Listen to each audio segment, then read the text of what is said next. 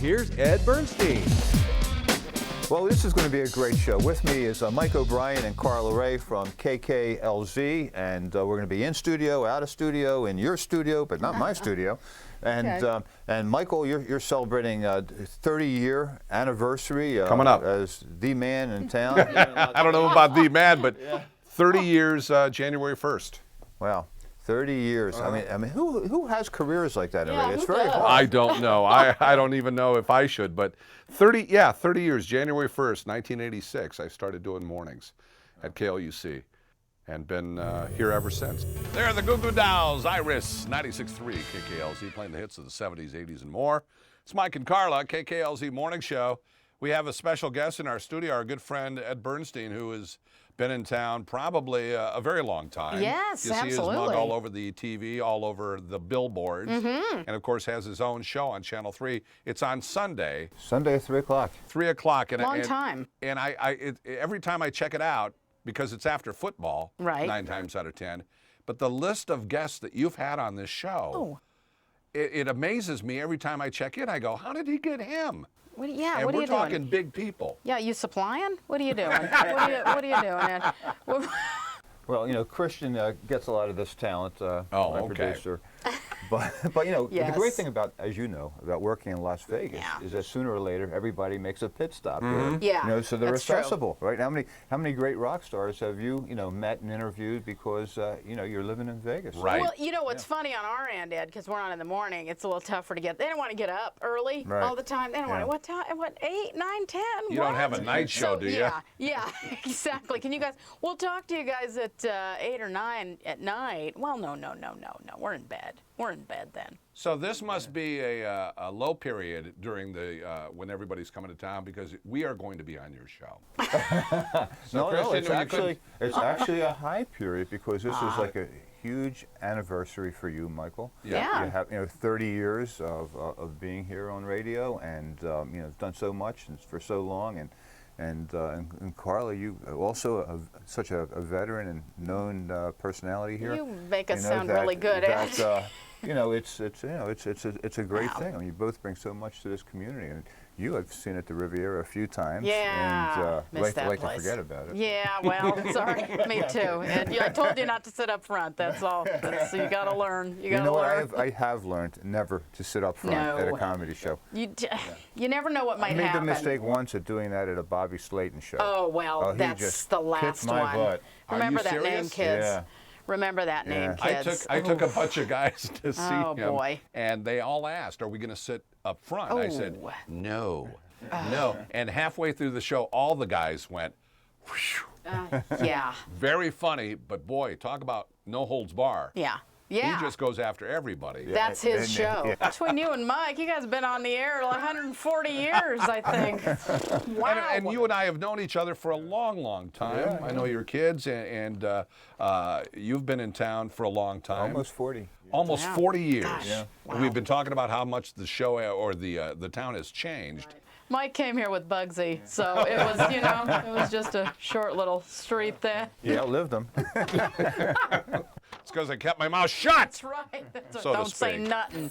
Have you been on the air longer than any other radio personality? Anybody else, 30 years. Coming up in January 1st. At January 1st will be 30 years. Yeah, but that's mornings. That's doing That's mornings. just mornings. You've Right. been here longer than that. I got here in 80, from 80 to 83 at KLUC. Left for a year and a half, came back. And I remember the date only because they asked me, when would you like to start? It was at the end of the year, and I was by myself. My family at the time was still back in Indiana. I said I had nothing going on, and what better way to remember what day I started than New Year's Day? And although everybody else had it off, I just started on New Year's Day and said, you know what? And since then, have been, knock on wood. How did you get to Las Vegas? The first time... By bus? Oh, stop. Yeah. Stop. You know Get out. What's funny Was- is I had never been to Las Vegas ever. And I was down in Phoenix, and after working through a bunch of radio stations, I actually worked at a radio station that owned a radio station in Vegas, and I was part-time in Phoenix, and they said, hey, they have a night opening. We think you'd be great at night on KLUC, and if you want the job, the guy at the time had said, I called the PD, and you have the job, so if you'll call him. And the guy said, yes, we want you to come on up, and we're ready for you, and you'll do nights 6 to 10. It was 6 to 10, which I thought was perfect. I could sleep in and yet still go out. Sure, yeah. And so I was so excited because it was my first real full-time gig at a radio station I loved, the music, everything. Yeah. And so I called my dad, and I said, Dad, I finally got the radio gig I've been looking for. I'm so stoked. I told you I could do it. I'm going to be a radio guy now. And he goes, how much are you getting paid? I said, crap. I forgot to ask. And he said, you might be a radio guy, but you're still an idiot. So I had to call the guy back. Randy Lundquist was the PD. And I said, I hope you don't mind. My dad wants to know what I'm making. My dad wants to know how much you're going to pay me. And I think it was $1,000 a month or something. Yeah, I moved here because of comedy. And I used to go in there as a comic and whatever, and sit in and be funny, and that was that. I saw her at And, Catch a Rising Star. I would host the It was their showcase. Right. And it started at midnight or 1 o'clock in the morning, and you know, I said, I'm up. Right. I'll do it. Yeah. And so I'd go down there, and she was starting out in comedy, and I said, man, you got to come on the show and have some fun, and so one of my first guests doing mornings, she would always pop in every once in a while. We had a blast. What year was that? Oh, God, and I moved here in '88, so, yeah. Late 80s. Late, yeah, yeah. And, yeah, it was great. I loved it. I was still traveling a lot. I was basing out of here. Because I moved here because Vegas was a good place to base out of. Remember when you could fly out of certain places cheap? And Mike then said, come sit in. He was over at the Point. He said, just come sit in the mornings. And I thought, well, all right. He said, no, just sit in. And the PD at the time said, yeah, well, why don't you just stick around? We'll bring you on. And he showed me a contract. It was like, whoa, really? And again, it was like, wait, what's this number here? Is this right? I don't know if this is right. That's how much you were getting paid? Yes, yeah. But you know what? It worked out, and I'm the luckiest person in the world because I still get to work with him every morning. Best partner on earth. So how much more difficult is that when you're doing a show at a comedy club? I mean, you know, you have material, you've rehearsed it, you've worked it, you know what you're going to do. When you're working every morning and it's kind of an ad-lib situation, right? I mean, and you have this pressure to be funny. Is that difficult? It's first time I did radio, I was doing talk radio, and I remember the first time I said something that I thought was probably funny, and there was no feedback. It's very quiet. This is weird. This is really weird, and it was really an adjustment for me. And then as you move along and you have a partner that you can work off of, they become your audience. There are all those people listening, hopefully, but your partner becomes your audience. And Mike's a great audience and a great partner in that he lets me be the comedian, and I know when something's funny as well, because you know if it's not, he's not laughing either. So you know I just go back and start again. But it is an adjustment. It's very different, and it's very unstructured. I can pick on any one of you and just have a blast. I can't in the studio. It's different because I'm not working to Mike. I'm working to the listener. So it's very different, and it takes a lot of getting used to. And I'm still learning that after almost 20 years that I've been doing radio. So it's different. And TV. TV's a different beast as well. Right, yeah, sure. I worked with the Wagners for a while, and that's a whole different beast. It's just different. Radio is very, very different. It's all right here. And the Wagners are so superb at what they do. They're excellent. As people and as and performers. I mean, they're just great. You know they drink. But, you know, that's carrot juice. Is the secret out now? Which one? Okay. I can remember, we were talking before we went on the air, years 2000, and I was running for the U.S. Senate, and you had some sort of connection with my daughter Dana, and she would call into the radio. Right. So one time, Air Force One was landing in at McCarran, and I was going to meet the president. You know how they roll down just come down the steps with the red carpet, and I was there with Harry Reid and some other people.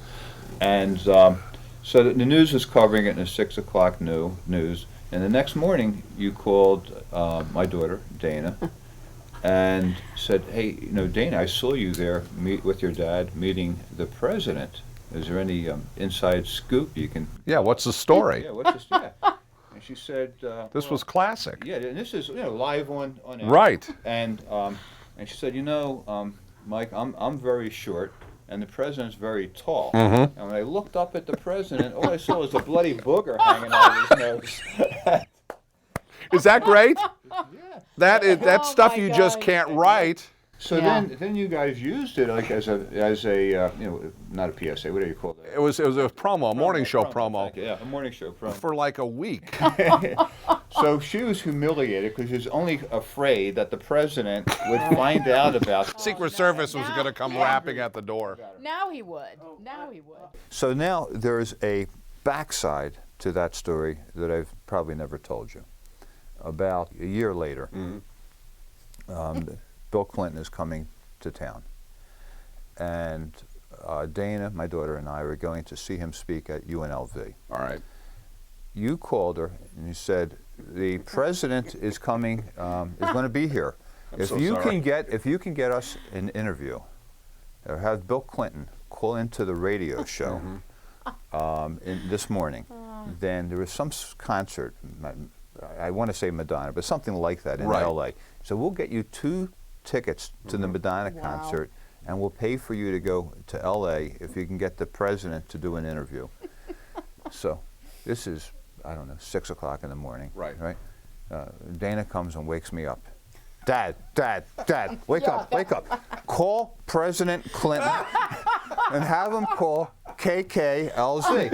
I said, are you crazy?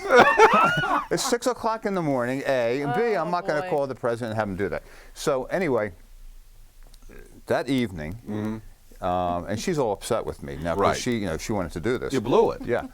That evening we go to the speech, and they Right. have this little the VIP thing before he's talking at the Right. university, and Dana goes up to the president, and she said, "Oh, Mr. President, here's what happened today. Uh-huh. Oh, wow. The radio station called. They asked me they were going to send me to L.A. and some concert, and all they needed you to do, my dad, to have you call into the radio show." Wow. And Bill Clinton, being the politician that he Right. is, said, "Oh, your dad should have called. I would have done Yeah.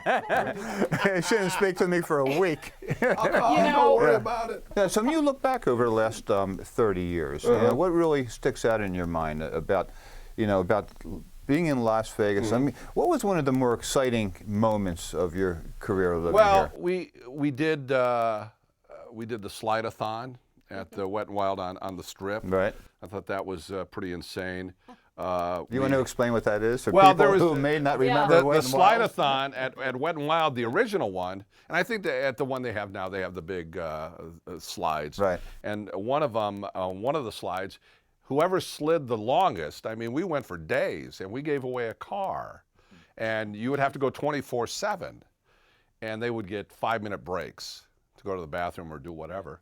And it was the do whatever that the next years we had to test and everything else because it got nuts. So stuff like that, the people that came into the studios, sitting on a billboard. Burt Reynolds, believe it or not, if you don't know who Burt Reynolds is, Google him. But he came to town to do a movie, and he was married Smokey at and the the time. Bandit or one of those Something kind of like things, that. yeah. And I said, we'd love to get Burt on the air. And he says, well, he's not doing any interviews, but we got Lonnie Anderson, who he was with at the time, on the air. And she was very nice. So we sat on a billboard. It was stupid. It was typical radio stuff. yeah. That's probably one of the only weird things that I've ever done in the 30 years. And it was at Valley View and Charleston. Wow. And the guy owned the sign company said, I'll put your logo up there and we'll do it all. And so we stayed up there. And he finally came on the show. In fact, both of them Burt came did? on the Yeah. show. So it was nice. Some of the artists that have come into our studio have been great. It's been a real good run of good things happening. Who would be the artist that you hadn't had that you always wanted to have? Boy, we were just talking about Paul McCartney.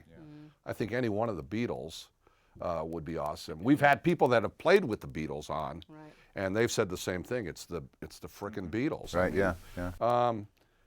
But doing the morning show as we do it, it's tough to get people to come in or commit to an early hour, depending on where they are at that point in time. If they're on the East Coast, then it's a lot better, or even in Europe. But yeah, we that would be something I think we'd love to see. We had John Voight on, and when he was, and we were told, of course, don't ask about Angelina Jolie, and don't ask about Scientology or anything else, because he was working with Tom Cruise on the Mission Impossible thing. He has a lot of don't talk about. Yeah. Right, but see, we got a great response from him, and it was a great interview, and we had a lot of fun with him. Same thing with Billy Bob Thornton. We had Billy Bob Thornton on. This is after he had walked off or walked out of a radio station because he was mad at the, and I forget what it was. And again, another thing where you're a little worried, don't ask this or that. And we did in a way where he had a great time. We had a great time with him. We asked him about, I think it was around Christmas time, and we asked, what's Christmas like at the Thornton house? And he said, it's awesome. We have family and this and that. And he talked about the first time that a kid relayed to him that Santa wasn't real. I said, what'd you do? He goes, I kicked his butt. And he was only 7 or 8 years old. But we had a great time with them. I think after you do it a while, you know what you can get away with or how to get away with it, and you get stuff out of the people that either they don't realize you're getting it out of them, or they're relaxed, they're off guard, and just be conversational. So let's talk about the Republican debates. I know you must find that very humorous. I mean, you loving this Donald Trump thing?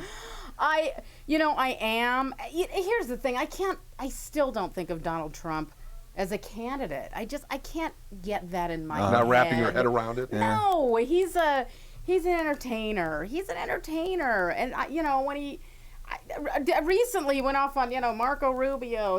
I'm better looking than him. Look at me. It's like, we wanted to know if you wanted cream or sugar in your coffee, Donald. I like it. It's funny because I don't do that much political material, but boy, there are people out there who just lend themselves to that, and Donald Trump is one of them. Hillary Clinton is as well because of Bill Clinton. I mean, you can go back to that for decades. Nobody's forgotten about Bill Clinton, and that one has just kind of carried over. So I mean, this is a comic's gift. It's a comic's And are they gift. really debates? I don't Really, think so. they're We've not talked about debates. these before. They're conversations, and you know what? On either side, Republican or Democrat. Listen, if you can't handle these questions, I don't know. Well, that's what the president was saying the other day. He think the press is bad. He deal with China and Russia. Yes, exactly. So I watch Madam Secretary. I know how this country is run. So Don't you love that show? Love the show. Yes. Although she's always has a monotone voice. Yeah, Her she voice does. never changes. It doesn't matter how excited or how upset she Great gets. show Yes, on and another channel. Yes, it is. When she had Madeleine Albright on, oh my gosh. What an Oh my actress. gosh, Who that knew? was great. I know. Exactly. But I mean, there are just some things that lend themselves to, you can't stay away from them. And of course, the minute somebody tells you to stay away from it, forget it. No. Can't do it. I'm diving right in. I mean, it's whatever. It's what I do. There's something funny in everything. There's something funny in everyone. And I apologize if I've ever offended anyone. The very sad thing about a comedian is that this is going to sound awful, but you don't always think, ooh, that person has feelings. And I'm not that type of comic, but you forget about that. You always think, ooh, there's a joke there. I got that. Right. And then you say it, and I do it on the air occasionally, and people say, oh, well, you didn't think about that, did you, Carla? You didn't think that, the people who are thinner than you might be upset. Well, no, I didn't think about that. Look at me. No, I didn't. You find the joke in anything, and I think most people are okay with that. We don't live in the easiest of times, and I think anytime you can laugh about anything, you gotta do it. My mom, this is no sad. My mom is dying, and my mom just kept saying, "Go back to work. Go back to work. You gotta make people laugh. Go back to work." And you do. You got to make people laugh. So I'll take any opportunity I get to do it. You were funny know? as a kid? I mean, cracking Yeah, jokes I was then? funny Yeah. as a kid. Well, I mean, I But think you I didn't was want to funny be a as kid. comedian. Tell them what you wanted to be and who I told you did you wanna could be it. Yeah, well, here's the deal. My dad was an entertainer as well, worked Right. here in town, Gaylord and Holiday, the Gaylords, and he worked with Juliet Prowse. And This is great. now, mind you, I was as tall as I was round at that time, and I met Juliet, and she was this amazing dancer, legs that never Known for quit. her the best legs in the Yes, business. Beautiful. Yeah. And I met her, and she said, "Hi, Carla," and she said, "What do you want to do? You know, basically, what do you want to be when you grow up?" I said, "I want to be a dancer." I want to be a dancer. And she said, "You know what? You can be anything you want to be." And I thought, this is great. And I got into ballet. And I never knew why at, 8, 9, 10, I was getting the funny parts. It Yeah. was like, why am I wearing this outfit? I want to wear the tutu. And that's kind of how I wound up in Yeah. comedy. And I started writing material at a very, I very think that's a young great age. story, though. Yeah. It's You can be very, anything you thank want to be. I can. Dancer. And you Yeah. pick talking with him in the morning. Hey, Yes. what would if you were not an on-air personality? What would you be doing? Boy, I don't know. I tried to work in the steel mills in South Chicago for 8 months.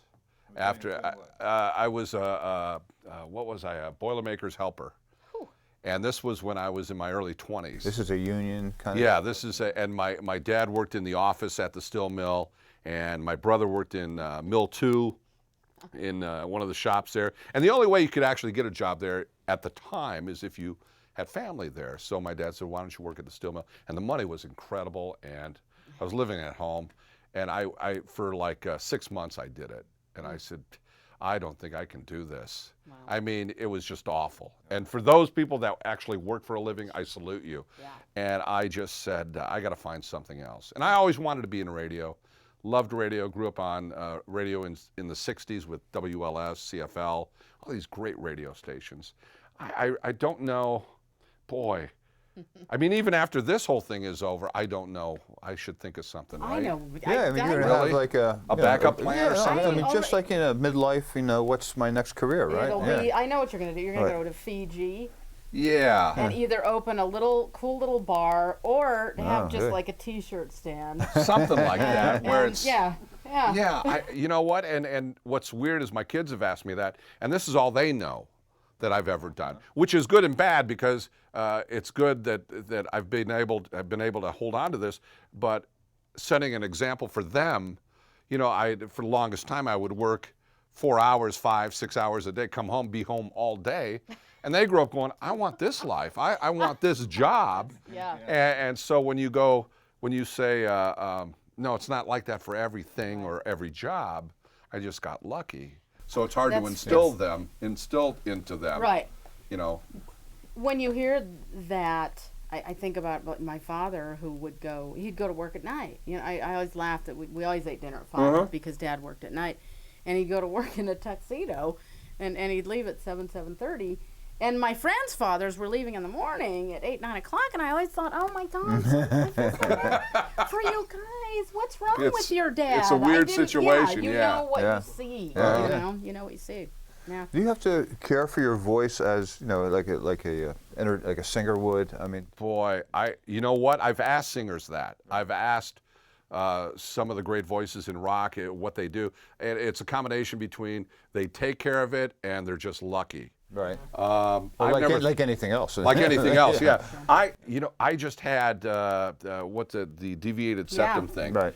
done, and I really asked. I said, I put it off for the longest time. I was kind of worried about it because I said, I don't know if I want it to affect my voice or how am I going to sound, and I know that sounds egotistical, but it is what it is.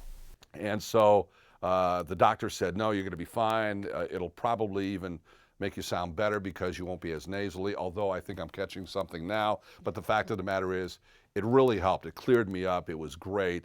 And I wish I would have done it sooner. But no, there's not. If you ask my wife, no, there's nothing. Or even her, my other wife. There's nothing I really do to exercise. I don't smoke. I've never smoked. I've never smoked. I've never had a cigarette. I've never had a beer. So, but I've stayed away No, from. but Christian's looking at you. You know what he does for his throat, Ed? It's rum and Diet Coke. Yes. Is what it is. Rum and Diet. Can I have that? Can I have that? Rum. Oh, Bring it please. over here. Look at these. Oh, my this gosh. is Christian, Ed's producer. Oh boy, Wow, I don't even know what year was this. 85? 85. 1985. You were at a discotheque. Right there. Botany's. Botany's on Flamingo. That was the big brass and fern bar that Yeah. everybody used to hang out at. Look at There those were shorts. No beer. Yeah. I was just having fun no matter what I did. Or Gosh, you were happening, Screech. Huh? Way to go, Screech. that's what that is.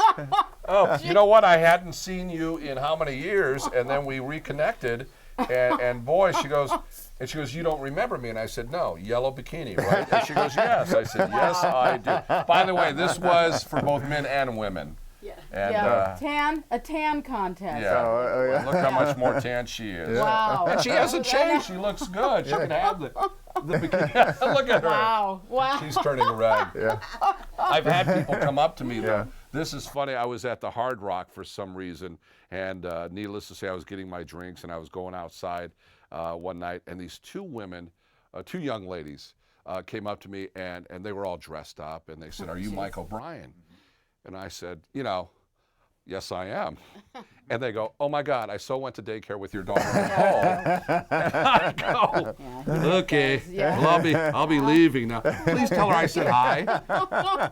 And about 4 weeks later, I see a friend of mine, and he's dating one of these girls. Wow. And he says, "Come over and meet my date." And I said, "I've already met her." Yeah. And he goes, you know how young she is? Yes, I do. So I don't think she'll be coming over, but you have a good night. But yeah, every once in a while I'll get that, or my mom grew up listening to you. Right, yeah, or yeah. I used to listen to you when you were funny. Or, yeah, we get it all. I get it all. Well, we've all enjoyed boy. listening to you, and congratulations, 30 years on the you. air, KKLZ in the morning show, Mike O'Brien, Carla Rae. Thank you. And Carla, you got anything scheduled comedy-wise? What do you have coming up? You know what? When is this airing? Yeah, I'll be over at Red Rock, the Rocks comedy series. I'll be over there with Orny Adams. I just was over there with Rita Rudner a couple of weeks ago, and it was great. I also, and I don't know the date offhand, but I'll be back at 17th. Sin City. That is the 21st. Okay. 21st, November 21st. What do I know? I know. And in December, and I can't remember the date, I will be at Sin City Comedy, Planet Hollywood. You know what? Follow me on Facebook. Go see her. She's very Do, funny. you're- Yeah, Sweet. she is. She's funny. I like to think I launched a lot of careers. Ray, Romano, Ellen, Rosie. You opened for them all. I let them close for me several times. And I'm Mike glad and those Carla, did okay. KKLZ. Catch them in the mornings. Thanks, Ed. So it's, we like each other. Nothing and, that you know. annoys you about Mike? You know, that's so funny. Should I leave the room? No, and that's really, yeah, there are some things that annoy me, Ed. No, one is that he's a professional to a fault.